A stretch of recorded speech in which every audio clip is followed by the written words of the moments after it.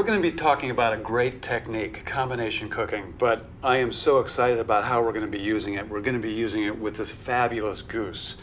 This goose comes from a family that's been raising geese in the United States since the 1940s. It's a wonderful family. They have a terrific product.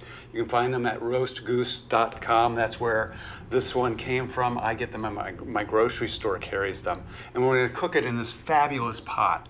This is a huge, wonderful vessel, and it makes for a great presentation. It's a luxury item for sure, but it is one hell of a special luxury item. And I want to show you a great way to cook a goose using both moist heat and dry heat. So first we're going to stuff the goose. We're going to get right away cooking. We're going to stuff it full of carrots and leeks and onions. Take up as much space as possible with the veg. Put some onion in there. Put some leeks. Leeks are a great aromatic. I love leeks. Really pack it.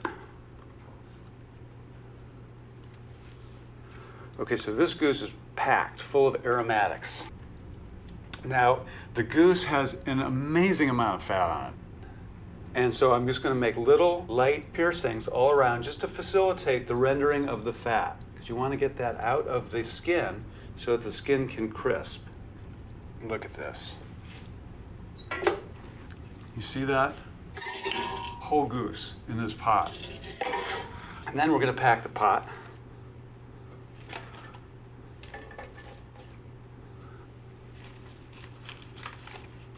And I'm going to add a couple of cups of wine for flavor. And I'm just going to add water. Probably putting about a gallon of water in here just to cover. The breast is going to show a little bit. Also, the vegetables are going to cook down. Peppercorns. Some bay leaves. I'm going to add the tomato sauce, and you need to stir this around a little bit in the liquid. I'm going to bring it up to temperature. On the stovetop, I like to cover it because that shortens the time that it's going to come up to heat. When it comes up to a simmer, remove the top and either leave it on the stovetop at low or put it in a 180-degree oven for 2.5 to 3 hours. In this pot is a bird that we've poached for 3 hours, and this is what it looks like. This is what you have. You have about 1 inch of golden goose fat. We have underneath that fat flavorful liquid. And now we're just going to take the bird out of the pot. We're going to take out all the aromatics that we had in there. We're holding a strainer over the pot so it can drain off. We're not losing any of this delicious goodness, the fat and the stock. So what I'm going to do tonight is I'm going to chill this bird completely, and I'm also going to chill the stock. And what's going to happen is the fat will rise to the top of the stock, which I'll remove tomorrow when it's solidified, and then I'll have abundant fat, abundant stock, and a cooked and ready to roast goose. And here we have the completely chilled goose. It's completely cooked.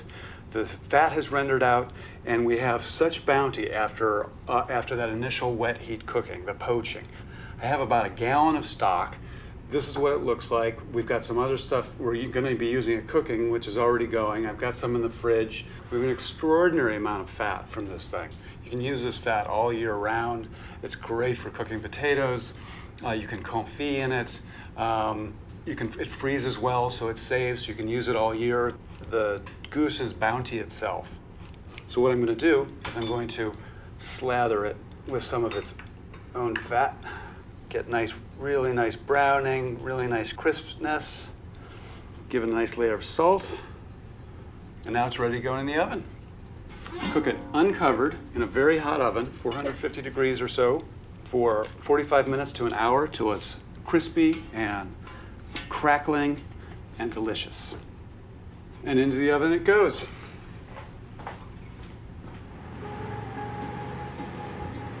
One of the coolest things I've seen a chef do with Le Creuset is I was cooking with Anthony Bourdain. We had cassoulet planned, and he pulls out this huge sheet of pigskin, and he lined the entire huge pot with this pigskin to make the cassoulet, to be the base of the cassoulet. It flavored the stew and the sausage and the duck confit, and it was one of the best stews of my life. All right, this goose is cooked. It's beautiful. It smells great. It's sizzling hot. It's got a nice crispy golden brown skin. It's so beautiful that I'd love to parade it around the house and show people what they're eating, to present the bird so that they can see it, because we're about to cut it up. So after I presented the bird, I returned to the kitchen, and then we remove the bird from the pot so that it can rest. And while we let it rest, we're going to make a quick sauce using some of the stock. It's a very easy sauce. We've got some of the stock simmering away, and I'm simply going to add some mustard to it. I'm just going to whisk that in just so it's ready. It can sit.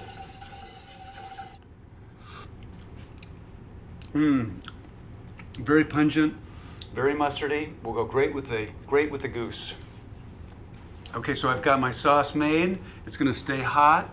I've got my hot liquid here for the goose as I carve it.